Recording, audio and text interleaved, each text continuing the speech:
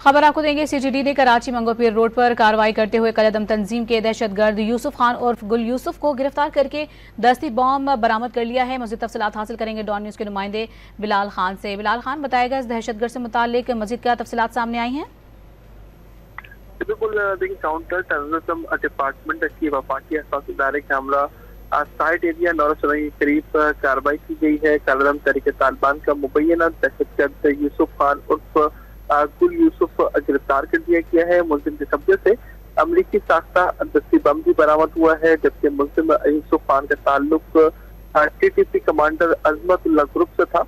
मुलजिम 2006 में तहरीक तालिबान पाकिस्तान से मुंसलिक हुआ, जबकि तर्जुमान सीजीडी की जानिब से अब मजीद बताया गया कि मुलजिम 2009 में जनूबी वजीरिस्तान से सिक्योरिटी फोर्सेज पर हमलों में मुलविस रहा है, जबकि मुलजिम के खिलाफ मुकदमा दर्ज करके तफ्तीश की जा रही है।